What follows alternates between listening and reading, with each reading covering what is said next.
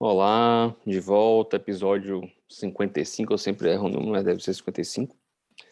Meu nome é Felipe Pinheiro, sou médico e professor de medicina, trabalho com oncologia, e aqui eu falo algumas coisas de investimento, sobre a vida aí da galera que está formando, já formou recentemente, médicos que querem saber um pouquinho mais além aí da medicina dos livros, as medicinas do conhecimento básico aí em teorias técnicas de diagnóstico e tratamento. Hoje eu vou falar de duas coisas. A primeira é sobre investimentos no exterior, tá? A modinha aí de mandar o dinheiro para fora e tal, e quando eu preciso mandar meu dinheiro para fora, o mundo vai acabar, um bocado de conversa e firula a respeito do futuro que ninguém prevê. E aí tem muita gente querendo, e muito banco, muito aplicativo, muito, sei lá como é que chama, novas techs aí, com sistemas de enviar dinheiro para o exterior, investimento. Então, a gente vai falar disso, vou falar do que eu acho que deve ser pensado, estudado e feito. E a gente vai falar também sobre comunicação com o paciente. Quais são os direitos, deveres de nós aí como os médicos com relação à família, sem o paciente, com o paciente sabendo, sem saber, e essas coisinhas aí do que eu entendo como o correto a ser feito e a evitar problemas. Então, começando, primeiro tirar uma dúvida que me enviaram no último podcast sobre o seguro médico. Eu falei dos seguros e tocaram num tema realmente que eu não abordei, que foi o seguro médico.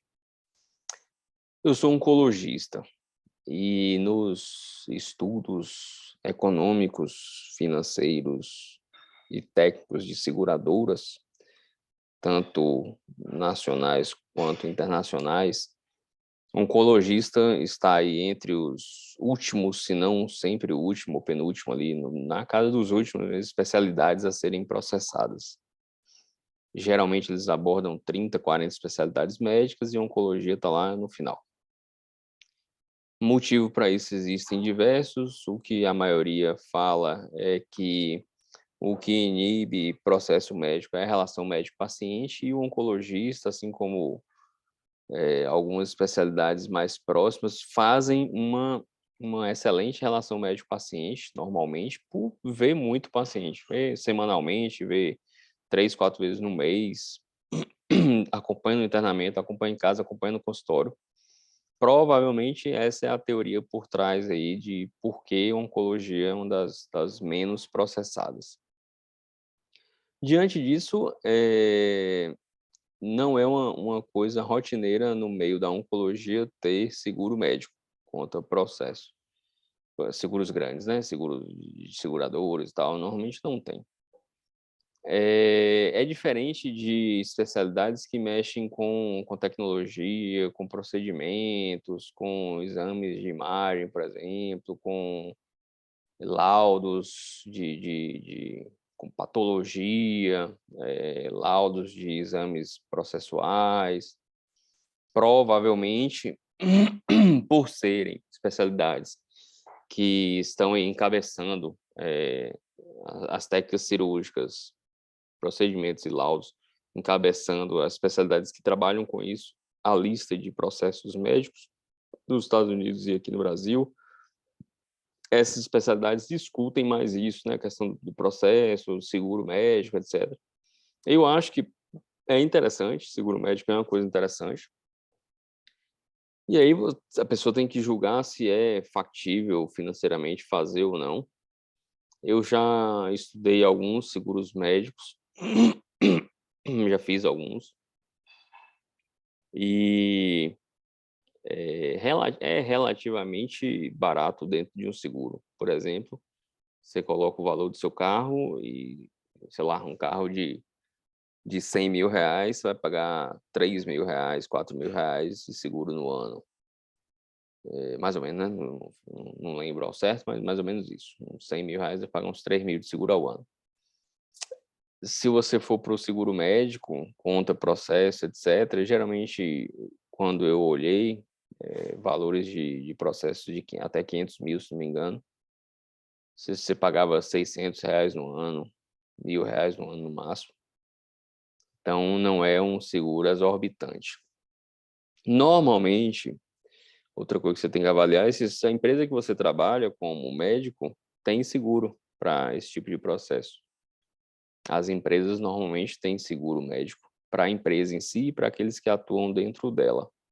Ou tem não seguro, mas tem um grupo de advogados contratados e tal, então essas coisas têm que ser avaliadas. Isso aí é caso a caso, pensar, assim como você faz seguro do seu carro, você faz seguro de saúde, acho que seguro médico é sim algo assim pensar, principalmente se você atua em especialidades que têm pouco contato com o paciente, que vai diminuir essa relação médico-paciente. Isso vai aumentar a chance de você ser processado. Eu tinha um professor na faculdade que falava: todo médico vai ser processado, só não sabe o dia. A pessoa, qualquer um pode ser processado, você não precisa errar para ser processado. Basta alguém querer te processar, é outra coisa que os alunos não entendem, a maioria dos alunos não entende.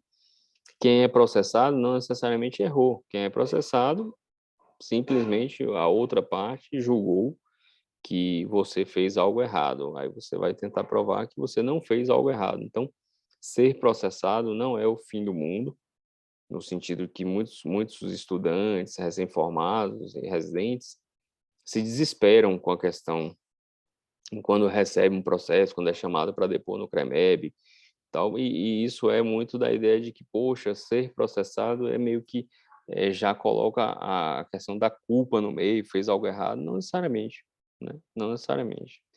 Existem, o processo, quando alguém te processa, simplesmente está querendo algo no sentido de justiça, né? Quero justiça porque eu acho que você errou em algo, você vai mostrar que você não errou, se é que você não errou. Então, a questão do seguro médico depende muito de onde você atua. Por exemplo, eu jamais atuaria em emergência, UTI e tal, sem seguro médico. Na época que eu atuava nessas áreas, não era uma coisa divulgada, eu não sabia da existência disso. Então, na época, eu não tinha. Processos médicos têm aumentado nos últimos anos no Brasil. Já é uma coisa muito comum nos Estados Unidos. Menos comum na Europa, mas tem aumentado bastante na Europa e no Brasil. Ok, não vou chegar a nenhuma conclusão. Na minha área não é uma coisa que nos chama atenção, mas se eu fizesse procedimentos, se eu fizesse imagens, se eu fizesse laudos de qualquer exame laboratorial, patológico, histológico, genético, etc., eu teria, a gente não está imune a erros de digitação, erros de laudo, etc., eu teria. Começando a primeira parte falando de investimentos no exterior, tá um bafafá doido, toda hora passa uma propaganda, eu não vou citar nomes de bancos aqui, até para não ser, como eu falei antes, qualquer um pode ser processado, algum doido resolve me processar. Então, esse podcast não é orientação que você deve investir ou não deve investir, que você deve tirar ou não deve tirar, apenas questão mais educacional, no sentido de filosofar a respeito das oportunidades e das possibilidades da vida.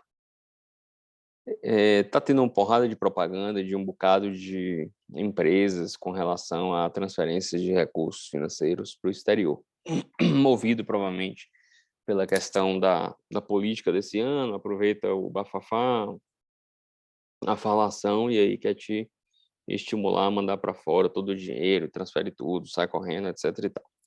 Pulando essa parte, que não vem ao caso e não me interessa, você querendo mandar o seu dinheiro para fora, uma parte e tal. Como eu falei em algum podcast atrás, que já são mais de 50, eu não lembro mais os números, teve um que eu falei para você diversificar, e diversificação é a base de tudo. Então, se você for diversificar, você deve diversificar no exterior. E como é que a gente vai mandar dinheiro para o exterior? A gente vai mandar dinheiro para o exterior abrindo uma conta no banco no exterior, seja ele no Canadá, nos Estados Unidos, Portugal, Alemanha, Austrália, seja lá onde for. Então, você manda dinheiro para o exterior, tendo um banco registrado em seu nome no exterior. Então, se eu quero mandar dinheiro para Portugal, eu vou abrir uma conta num banco português e transferir dinheiro da minha conta para o banco português em meu nome. Como é que faz isso? Aí vem as questões. Normalmente, por exemplo, em Portugal, eu acho que só tem um banco que faz abertura de conta de pessoa física, de moradores fora de Portugal, sem a pessoa ter que ir lá. Acho que é o Atlântico Europa Atlântico, um trem assim. Nos Estados Unidos tem Charles Schwab, TD Ameritrade, Interactive Brokers, se não me engano. São bancos, corretoras que abrem remotamente conta pessoa física no exterior. Canadá, acho que tem um, não sei o nome. E Alemanha, Inglaterra, não, que eu saiba, não tem nenhum que você abre à distância, né? Por envio de documentos, sem ter que ir lá presencialmente. Então, para mim, isso é uma coisa muito pessoal, você tem todo o direito de discordar, e um bocado de gente discorda. A conta no exterior tem que ser meu nome, né? Meu nome, meu CPF, meu endereço, e se eu bater lá no banco e falar que sou eu, Felipe, que eram meus $100 que eu transferi, ele vai ter que sacar e me entregar meus $100. Isso não é a prática nessas modas atuais de 2 anos para cá, em que aplicativos, portais, essas tecnologias, sites, etc., fazem para dizer que você tem uma conta no exterior, no meu entender. Eu futuquei muito isso durante muito tempo, basicamente nos últimos 2 anos eu venho pesquisando, e a ideia aqui é alertar para isso, caso você se importe com o que eu me importo. Na hora que alguém fala que está transferindo meus R$ 100 para os Estados Unidos e virando $20, vamos botar aí R$ 5 por dólar para facilitar a conta, eu entendo que eu tenho uma conta aqui no Brasil, em meu nome, Felipe, com o meu CPF, com o meu RG, com o meu endereço, linkado na minha esposa, com todos os meus dados pessoais. Um número de conta X, no banco tal, no endereço tal. Se peguei R$ 100 aqui, transferi para os Estados Unidos e virou $20 através do aplicativo, do portal, sei lá de quê, eu entendo que esses $20 vão estar em um banco nos Estados Unidos, numa conta, num número específico, em meu nome, com meu endereço, com meu CPF, com meu RG. E na hora que eu bater nesse banco americano X, e eu pedir, eu quero meus $20, quero sacar, ele vai pegar meus $20 e me entregar, porque a conta está em meu nome e é minha. Só que isso, aparentemente, eu falo aparentemente que eu não tenho provas, porque, primeiro que eu não entendo tanto tecnologia para ir atrás, mas o que eu entendi é que a maioria dessas modas, no sentido de tem a sua conta internacional já, transfira seu dinheiro no aplicativo, você tinha R$ 100, virou $20, você tinha $20, virou R$ 100, num clique.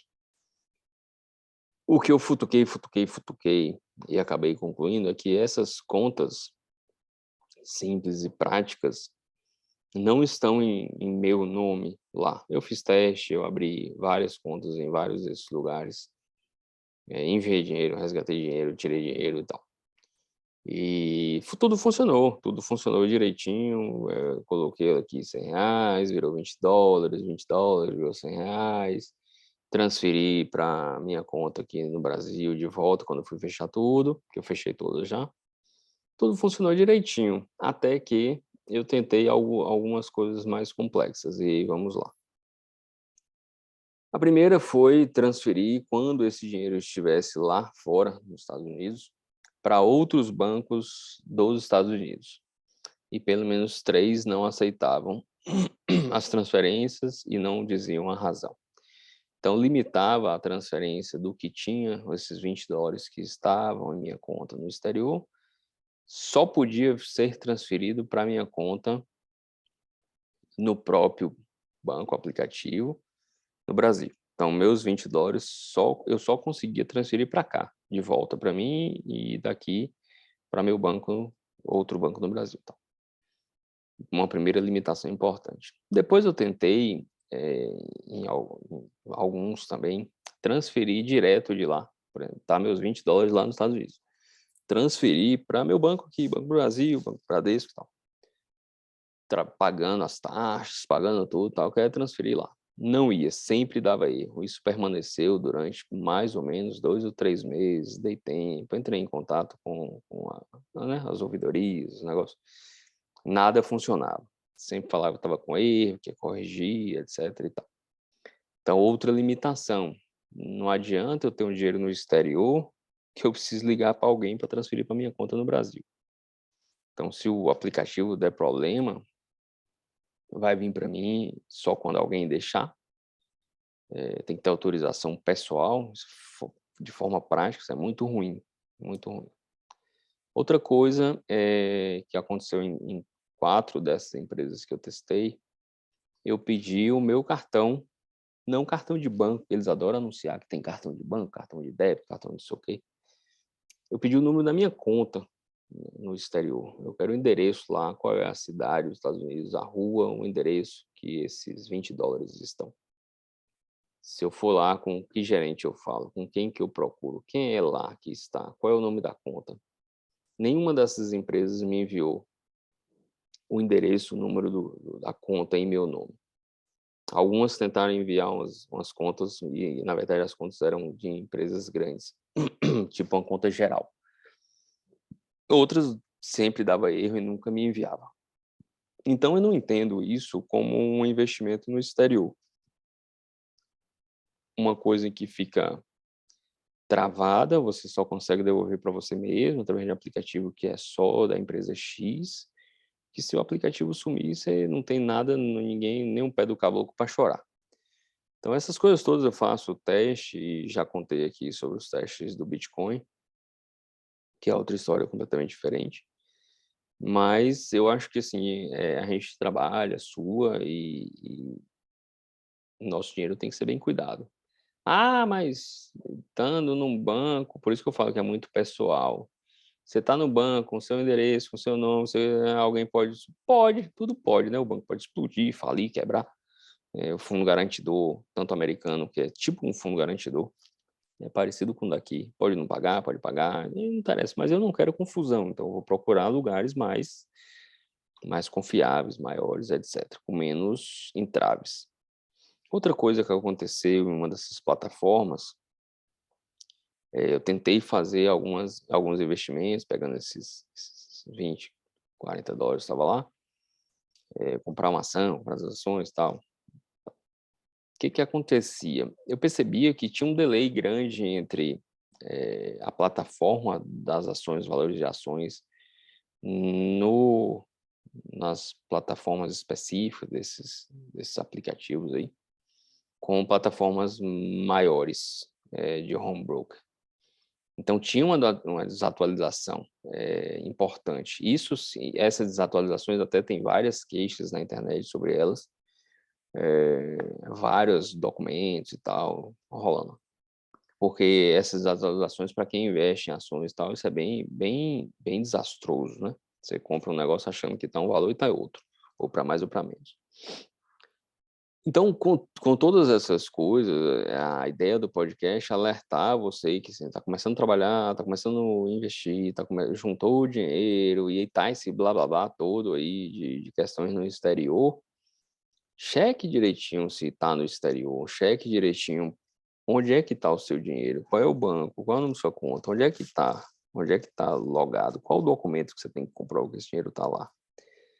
Então, eu recomendo veementemente tomar cuidado com essas coisas. A tecnologia, igual que eu falo, tenho provas e tal? Não, tudo que eu estou falando aqui, eu tenho provas do que eu estou falando. Se é ilegal, proibido, se é errado, se é certo, não faço a menor ideia. Eu sei que para mim não é uma coisa que me deixe tranquilo durante a noite, saber que eu não tenho um número de conta, um endereço, um lugar, um banco para dizer que meu dinheiro está lá. Não chega a ser o senhorzinho que vai no banco, pede para sacar o dinheiro, depois deposita de novo, só para ter certeza que está lá, mas temos que ter alguns cuidados. Outra coisa, se não me engano, chama FINRA, FINRA, é tipo uma fundação americana que legitima os bancos e corretores e tal, para se tiver lá cadastrado, são empresas, bancos e corretoras que passaram por algum critério e tal. Então, é mais confiável. Então, vale a pena estudar realmente profundamente. Eu encho o saco dos meus alunos para estudar, eu encho o saco das pessoas que conversam comigo sobre investimentos para estudar. Já fiz muita bobagem, já falei aqui as bobagens que eu fiz, e assim, e só estudando a gente tenta se livrar dessas coisas. Pode acontecer estudando ou não, mas você estudando, a chance de acontecer coisas desastrosas é menor. Vale a pena ficar atento a isso, evitar o blá blá blá, o boom, a modinha aí, achar que tá tudo lindo, porque esses 2 anos que eu venho futucando aí essas coisas, eu não achei nada lindo. Achei tudo bem controverso. Me desculpem se a ignorância no campo da informática, etc., jurídico, papapá, me limita, no sentido de achar isso bem estranho, mas realmente não estou acostumado a esse tipo de coisa, não. Só para falar do Bitcoin, que eu acho que eu falei quando eu investi, mas assim, acabei que eu testei a Paper Wallet, a Cold Wallet, as Wallet, tudo que você pensar, com um pouquinho de dinheiro, mas eu faço isso sempre pensando assim, se fossem, por exemplo, esse negócio do investimento no exterior, eu olhei alguns cursos que tinham falando e tal, os cursos tudo caro.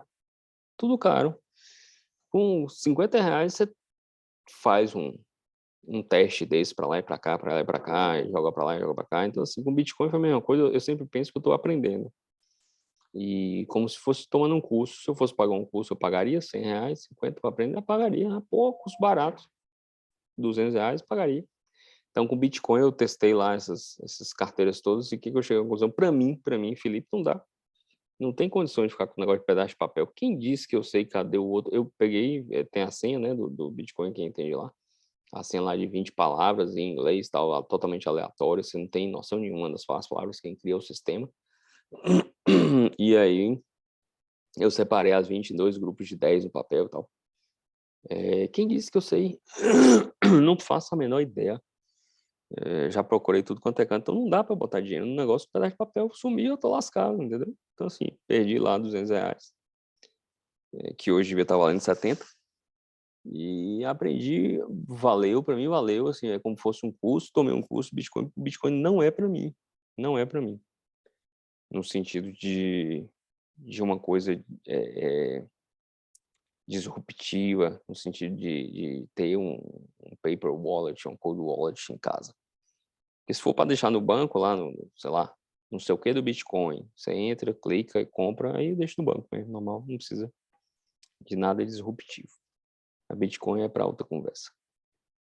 Ok, fica a dica, estudem bastante a questão de investimento no exterior.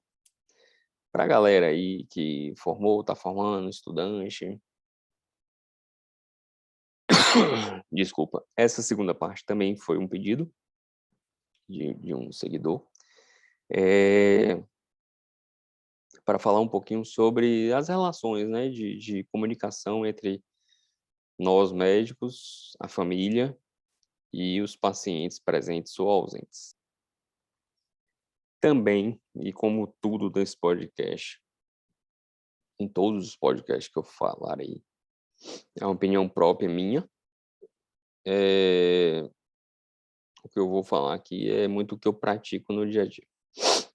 Primeira coisa, que é o mais simples: paciente consciente, rígido, bem, seja lá fisicamente numa cadeira de roda, numa maca ou andando, mas mentalmente capaz, lúcido, orientado, conversando, interagindo de forma muito tranquila.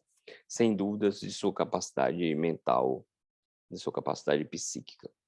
No meu entender, esse paciente tem que saber do que está acontecendo com ele, desde que isso, sirva para algo. O que que eu quero dizer? Um paciente tem uma doença, eu sei que ele tem a doença X, e aí eu falo para ele que ele tem a doença X e não acrescento nada. Um comprimido, um remédio, uma água, não proíbo de fazer nada, eu não digo nada. "Ah, doutor, e aí, não foi o quê?" "Não, nada, era só para te falar mesmo, era só para você ficar sabendo". Isso são situações, essas situações são muito raras, mas exclusivamente nessas situações de pacientes conscientes.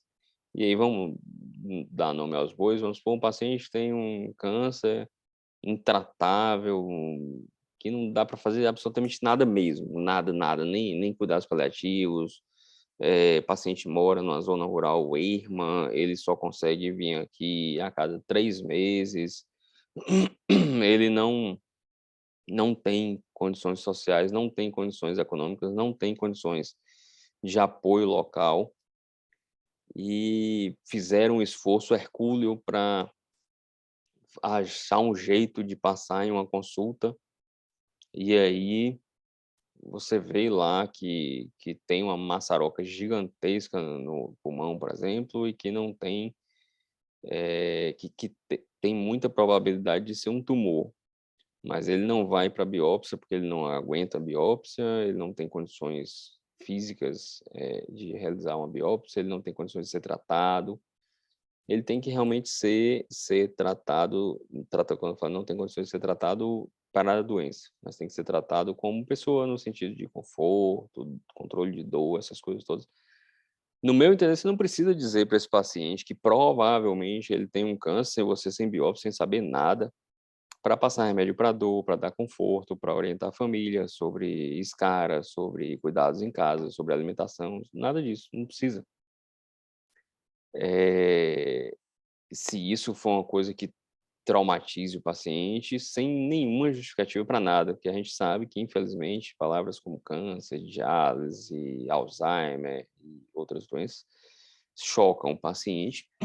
Se esse paciente for desse tipo que você não precisa falar para ele para cuidar dele com analgesia, alimentação, conforto, prevenção de escara, de ferida, etc.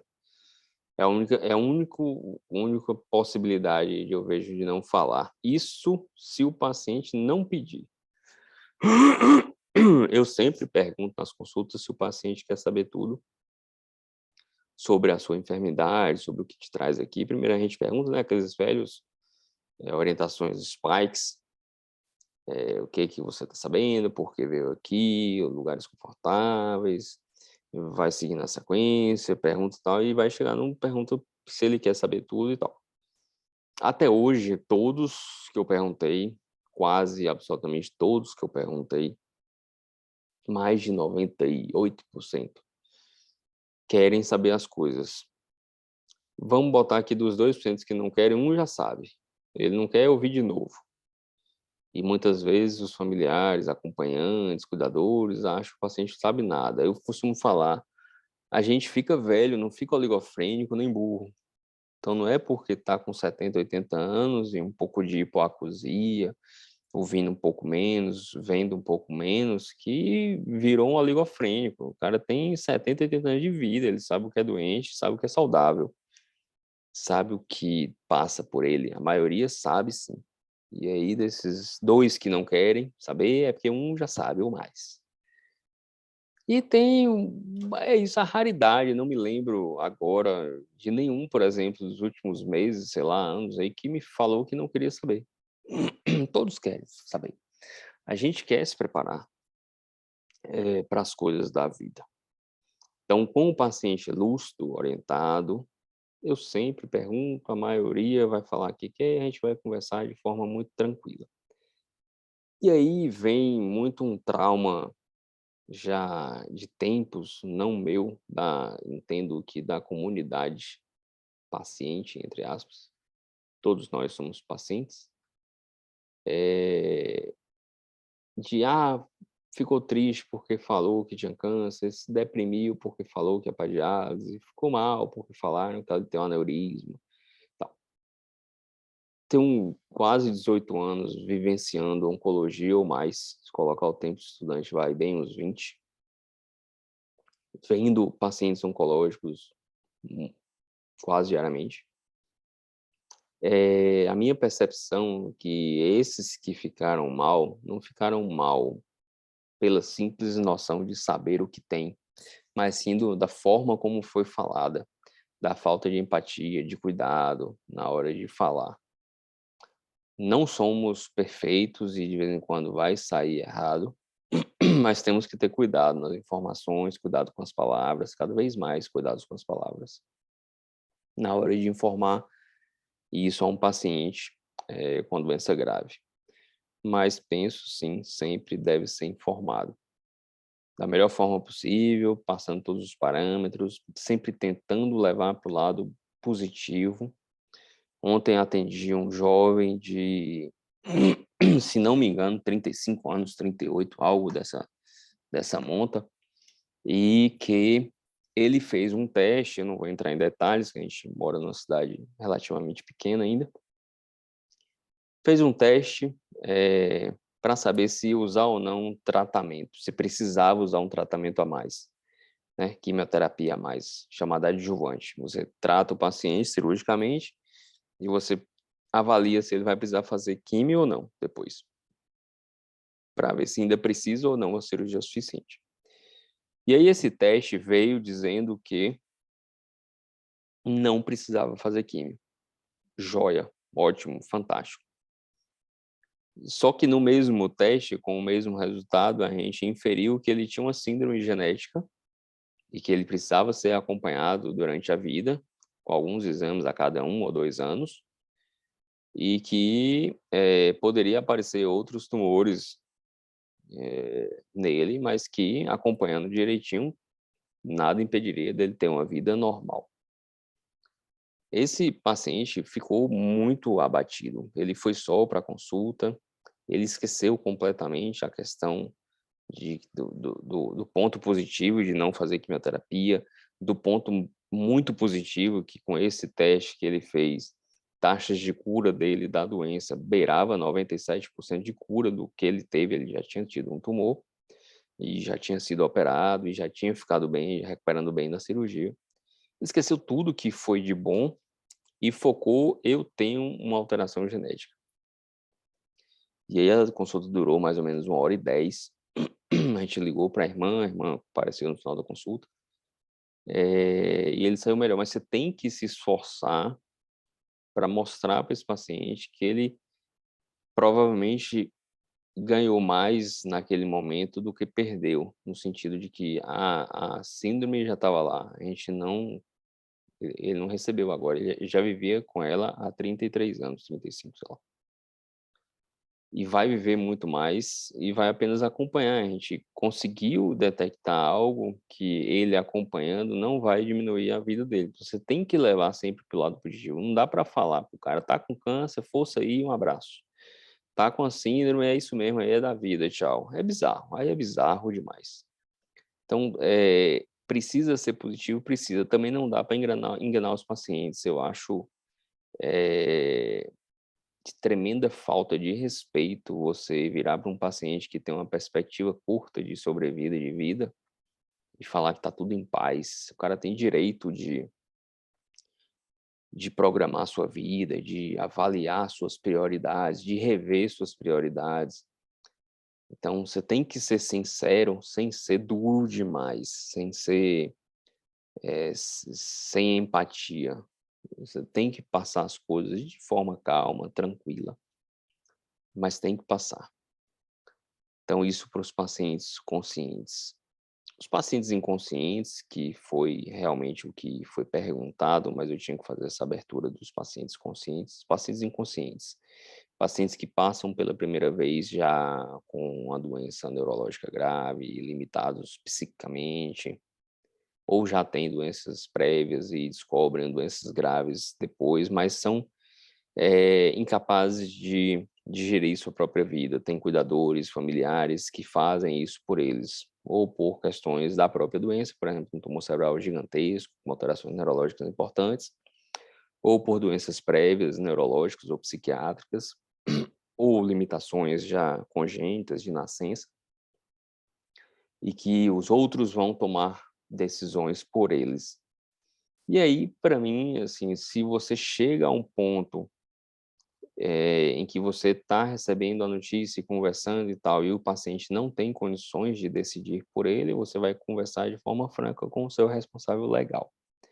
O que a gente vê muito, infelizmente, é que chega o paciente para alguns médicos em forma incapaz de decidir por ele, não porque não teve tempo, mas porque foi permitido as coisas andarem durante muito tempo até chegar à incapacidade mental, psíquica, antes de falar com este paciente, antes de você conseguir abordar esse paciente para que ele colocasse seus desejos em pauta. O modo de fim de vida, o modo de como será cremado, será enterrado, se vai querer permanecer seus últimos dias em casa, em hospital, quem vai querer ao lado, quais são suas prioridades. Então, quando você pega uma doença crônica, oncológica, neurológica, nefrológica, cardiológica, seja lá qual for, você deve conversar com isso enquanto o paciente tem condições psíquicas e mentais de decidir e colocar suas vontades em pauta, até para ser conversado com a família, deixar tudo alinhado, principalmente quem tem muitos responsáveis legais, como uma mãe sem marido, com vários filhos, etc.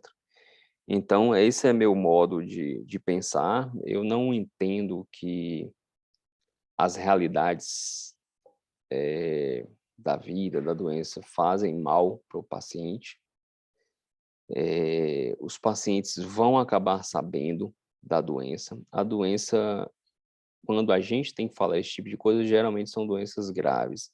As doenças graves, normalmente, se você está querendo falar esse tipo de coisa, vão evoluir mal com ou sem tratamento.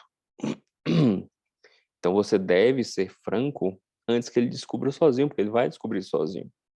E eu falo isso direto com as famílias. No momento em que o paciente descobre só as coisas que a família ou o médico deveria ter contado para ele, acabou-se toda a relação de confiança do paciente com o médico e do paciente com a família. E isso transforma bastante o caminhar das coisas, porque sem confiança entre o paciente, o médico e a família, as coisas ficam bem pior do que poderiam ser, com confiança, com cumplicidade entre toda a equipe, médico, paciente, etc. Espero que tenha esclarecido as dúvidas da galera. Muito obrigado por todo mundo que segue, participa e manda questões. Tá ficando mais organizadinho, porque tem um povo famoso aí ouvindo e aí me cobrando. Parei até de xingar. Grande abraço e até a próxima.